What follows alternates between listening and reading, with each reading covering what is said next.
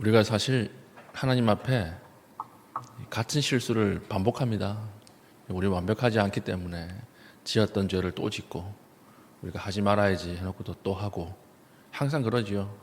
그러니까 하나님은 사람의 실수 가운데서 하나님도 어쩔 수 없이 약속을 패하시는가? 그렇지 않습니다. 우리는 실수하지만 하나님은 그 실수를 통해서 일하시는 거죠. 그래서 내비게이션과 같다 그랬잖아요. 내비게이션 알려주는 길을 잘못 들었다고 해서 내비게이션이 목적지까지 안내를 안 하는 것이 아니라 또 다시 계산해요. 다시 계산해서 가장 적당한 길, 가장 빠른 길을 다시 계산해서 알려주는 것처럼 하나님도 마찬가지입니다. 인간의 실수와 인간의 실패 때문에 하나님의 약속은 무너지고 깨지지 않는다는 거예요. 그래서 우리 하나님이 좋은 하나님이고 신뢰할 수 있는 하나님이다. 이게 성경의 원리입니다. 오늘 창세기 20장 보십시오. 1절에 주어가 누구죠? 아브라함이 되어 있어요. 아브라함이. 이젠 불안하죠. 주어가 아브라함이 나오면 불안해요. 왜냐하면 아브라함이 완전한 사람이 아니었기 때문에 우리는 믿음의 조상이요 이렇게 이야기하지만 사실 창세기를 보면요, 아브라함은 실수투성이었어요. 하나님이 은혜를 주셨기 때문에 이 사람이 믿음의 조상이 된 것이지 원래 처음부터 완벽한 사람이 아니었다는 것입니다. 그래서 아브라함이 거긴 어디입니까? 헤브론 마물의 상수리 나무죠. 하나님과 교제하던 곳.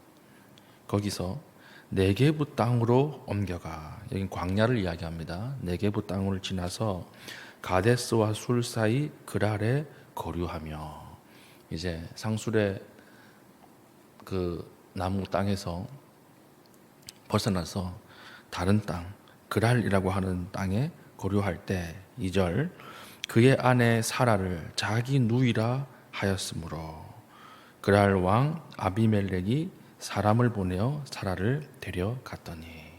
이거 어디서 많이 본 거 아닙니까? 이거 언제 보셨어요? 창세기 12장이죠. 12장. 창세기 12장에 애굽에 갈 때 똑같이 했잖아요. 자기 아내가 너무 아름다워서 남편이다 그러면 자기 아내를 데려가면서 자기를 죽일까 봐 살해 위협 때문에 고대 사회는 그렇게 했거든요. 남편이 무슨 짓을 할지 모르니까 자기 아내를 뺏어간 사람을. 그렇기 때문에 약속을 하는 거죠. 우리 오랍이라고 하자, 누이라고 하자. 그러면 사라가 잡혀가도 내가 죽지는 않을 거다. 그래가지고 애굽 내려갈 때 이렇게 하잖아요. 그런데 하나님이 거기 개입해서 애굽 그 파라오를 완전히 그 곤죽을 만들어 놓죠. 그래서 겨우겨우 이게 나오지 않습니까? 나올 때 그 애굽 왕이 가지고 있는 보석까지 다 가지고 나오잖아요. 하나님이 개입하셔가지고 이렇게 한번 은혜를 베풀었는데도 불구하고 똑같이 하는 거예요. 똑같이. 이게 지금 시점부터 24년 전 실수거든요. 본문 시점으로 24년 전에 똑같은 실수를 해놓고 이제 그랄 쪽으로 갈 때 또 이렇게 하는 거예요. 그래서 어떻게 돼요? 그랄 왕 아비멜렉이. 아비멜렉이라고 하는 말은 사람 이름이 아니고 이거 왕 이름입니다. 왕을 만들 때 애굽은 바로, 블레셋은 아비멜렉 그래요.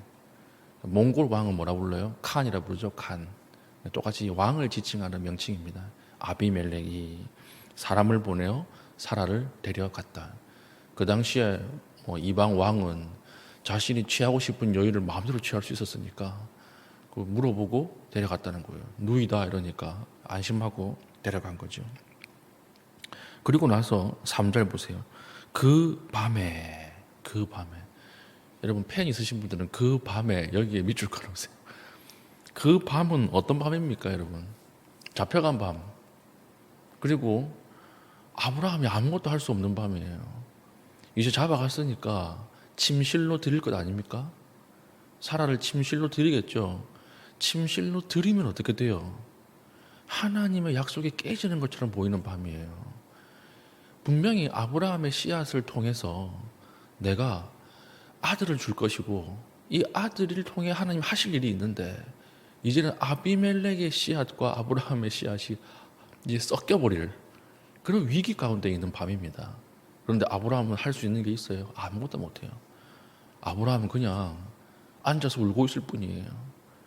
아무것도 못하는 거. 그래서 이제 침실로 드릴 거 아닙니까? 그런데 고대 왕, 우리가 에스더 할 때 기억나실지 모르겠지만 고대 왕은 잡혀가서 그날 밤에 바로 침실로 안 드려요. 일정 기간의 정결 기간이 있어요.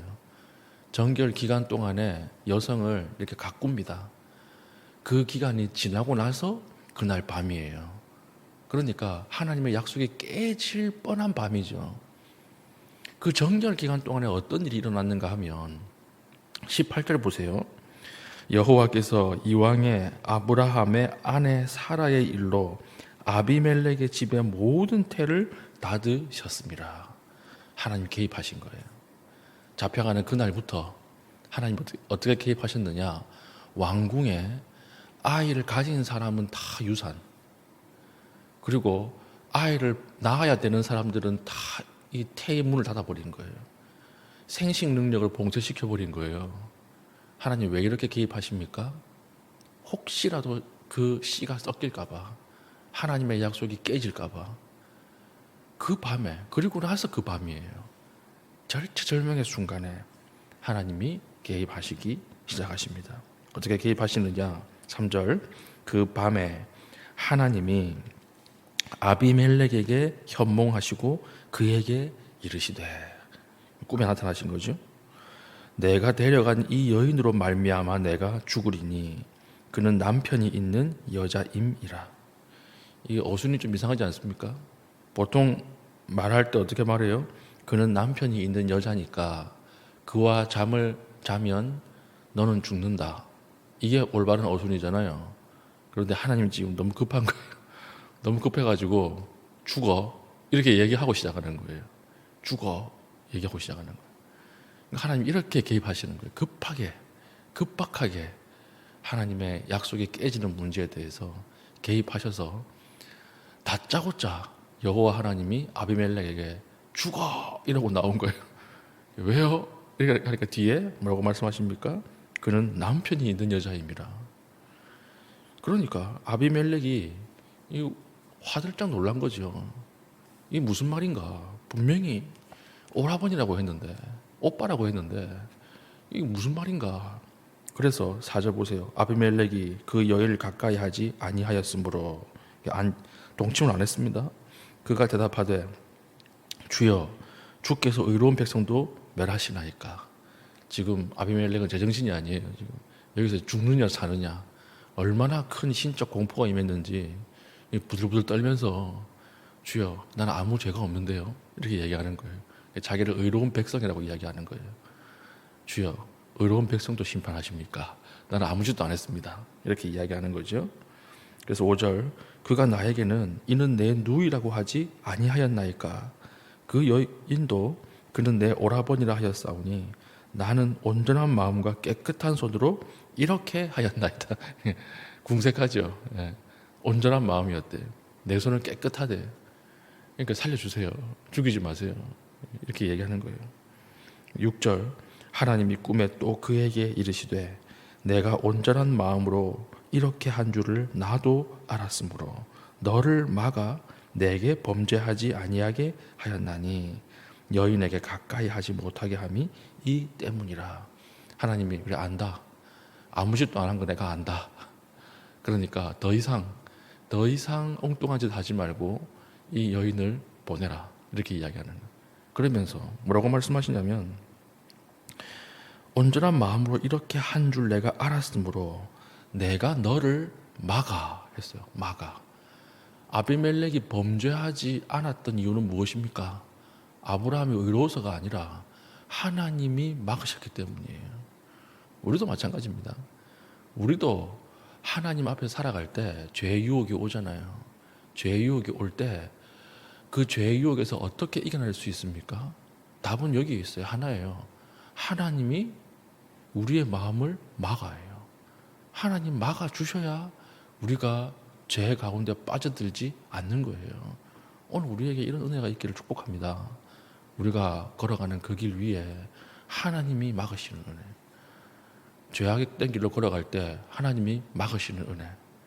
그래서 우리가 몰래 죄를 짓는데 아무 일도 일어나지 않잖아요. 그게 심판의 시작이에요. 그게 굉장히 무서운 겁니다. 내가 하나님의 방법을 떠나 있고 하나님 말씀과 반대로 하는데 일이 잘 된다. 그게요, 이미 심판이 시작된 거예요. 그런 두려움을 가지고 우리 살아야 되는 거죠.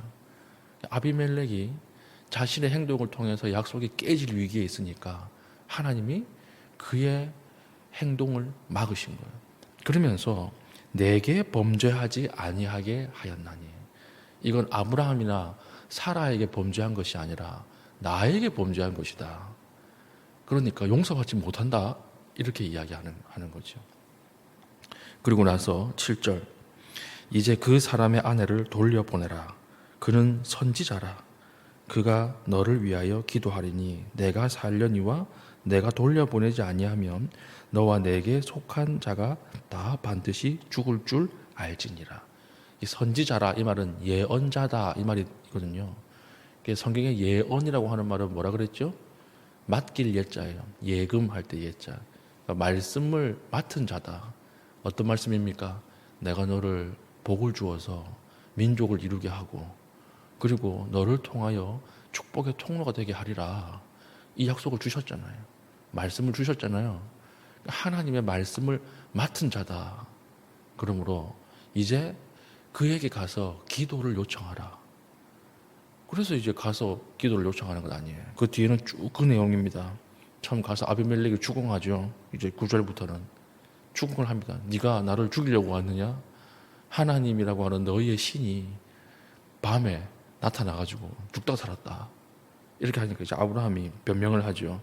사실 완전히 거짓말은 아닙니다. 이러면서 어떻게 사돈 팔촌 따지고 보면 사실 누이는 맞거든요. 아주 멀리 짓긴 하지만 누이 맞는데요. 이러니까 그러지 마라.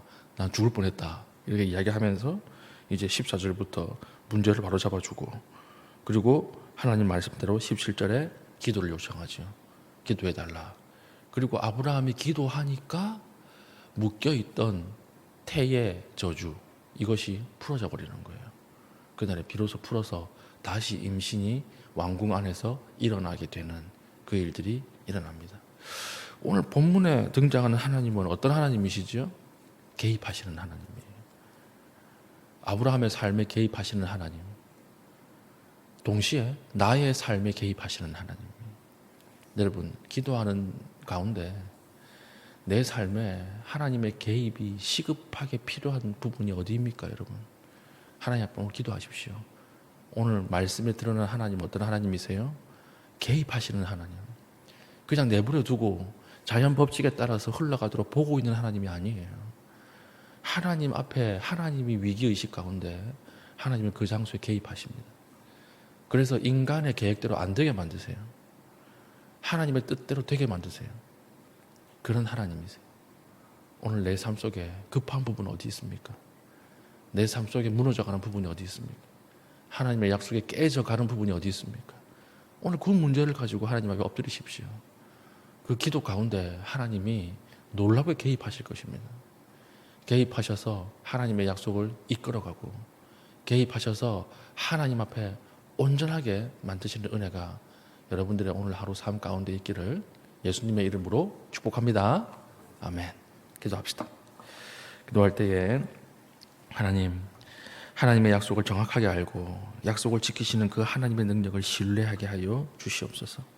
내 삶 가운데 무너져가는 부분들이 있습니다. 오늘 엎드릴 때에 주님께서 개입하여 주셔서 온전케 하여 주시옵소서. 기도하시고요. 또 여러분들이 기도해 주신 대로 이상미 집사님이 어저께 출산을 하셨습니다. 우리가 조산 위험 때문에 많이 기도했는데 여러분 기도해 주셔서 감사하고, 아기는 이제 인큐베이터에서 조금 더 있다가 나오게 될 텐데 건강하다 그래요. 여러분 기도해 주셔서 감사합니다. 그래서 이 아기를 위해서 계속 기도해 주시면 감사하겠습니다. 오늘 개인적인 기도의 제목 가지고 기도하시고 자유롭게 돌아가시겠습니다.